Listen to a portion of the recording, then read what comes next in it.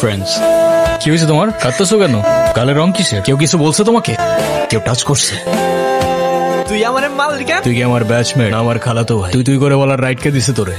তোদের না আগেও বলছি ভার্সিটির বাইরের কেউ যেন ক্যাম্পাসের ভেতর না ঢুকে। একটা ছেলে তোর জন্য এত কিছু করলো আর তুই বোকার মতো কিছু না বলে চলে আসলি। তাহলে কি করা উচিত ছিল? তোর সাথে সাথে ওকে প্রপোজ করা উচিত ছিল। চা করতে বস। ওই মায়ের জন্য সেদিন নিশানে ঝামেলা করছিল। ক্যাম্পাসে আসার পর থেকেই দেখলাম ওই সিনিয়র ভাইটার নাম। উনি কি কোনো পলিটিক্যাল রিলেটেড নাকি? ঈশান ভাইয়া, আসসালামু আলাইকুম ভাইয়া। কি অবস্থা রাইসা? পরে কেউ আর কিছু বলে নাই তো? কি যে বলেন ভাইয়া, আপনি থাকতে কেউ আর ওকে কিছু বলার সাহস পাবে না। ভাইয়া কিছু বলবা? Thank you. তোমার সাথে একজন দেখা করতে আসছি। গিয়ে বল ভাই বিজি, পরে আসতেছি। তোমার মা আসছে ভাই।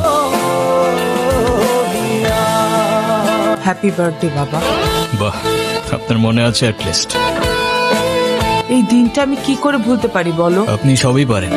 Still thanks for the flower, but I don't think আপনার আমার সাথে দেখা করতে আসার তেমন কোনো প্রয়োজন ছিল। মায়ের সাথে কেউ এভাবে কথা বলে? আমার মা আমাকে অনেকগুলো বছর আগেই ছেড়ে চলে গিয়েছে। আমি তোমাকে ছেড়ে যাইনি, সত্যি বলতে ওই সময়টাই ওইরকম ছিল। মনে করিয়ে দেওয়ার প্রয়োজন নেই, আমি ভুলিনি আর কখনো ভুলবো না। আমি আপনার আঁচল ধরে বারবার বলছিলাম, মা আমায় ছেড়ে যেও না। তারপর আমি তো কখনো আসিনি, তো আপনি কেন বারবার চলে আসেন? আমি তোমাকে না দেখে থাকতে পারি না বাবা, আমি তো শুধু তোমার জন্যই আসি। সরি, আপনি অনেক বেশি লেট করে ফেলেছেন। আর এমনিতেও আপনাদের জন্য আমার আর কোনো ইমোশনস কাজ করে না। তুমি ওনাকে বলো নাই তোমার সাথে যেন আর দেখা না করে? ওনাকেও বলছি আর আপনাকেও বলছি, আমাকে আমার মতো থাকতে দেন। কেন কল করেন বারবার? আমি তোমার বাবা। ও প্লিজ, যখন দরকার ছিল তখন তো কেউ ফিরেও তাকাননি আমার দিকে। উনি কি বলতে চায়? তেমন স্পেশাল কোনো কারণ নেই, আজকে আমার বার্থডে।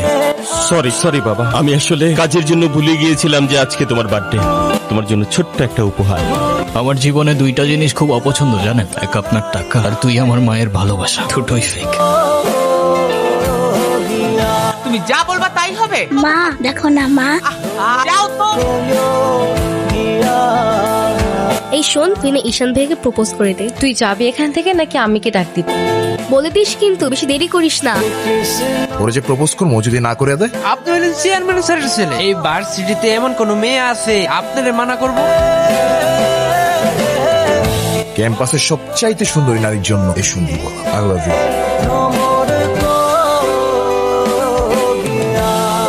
তুই কি ডিরেক্ট প্রপোজ করে দিছিস? সবকিছু কি ডিরেক্ট বলতে হয়? কিছুটা তো বুঝেও নিতে হয়। যদি না বুঝে তুই ভাইকে ফোন দিয়ে বলে দে না। অসম্ভব, আমি কাউকে কল দিতে পারবো না। তিথি, আমি ফোন দিতে নিষেধ করছি, কাউকে ফোন দিবি না। হ্যালো, আসসালামু আলাইকুম। কে বলছেন? ভাইয়া আমি তিথি। আপু কি যেন আপনাকে বলবে। কি বলবো আমি?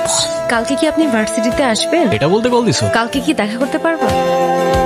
আসছো কেন? নাম কি ওর? মৌগলি, আমার একমাত্র বিশ্বস্ত বন্ধু। একমাত্র বিশ্বস্ত বন্ধু হতে পারে না? তা হতে পারে, কিন্তু তুই এত মানুষ থাকতে কুকুর কেন? কারণ ওরা মিথ্যা বলে না, ধোকা দিতে জানে না, আর ওদের জন্য এতটুকু করলেও না সারাটা জীবন কৃতজ্ঞ থাকে। আপনি নিজেকে যেমন দেখান, আপনি আসলে এরকম না। নিজেকে যেমন দেখাই? কেমন দেখাই আমি? এই যে সব সময় রুট থাকে, মনে হয় নিজেকে নিজের থেকে লুকিয়ে রাখছে। নিজেকে নিজের থেকে লুকিয়ে যদি একটু ভালো থাকা যায় তাহলে আই গেস সেটাই বেটার অপশন।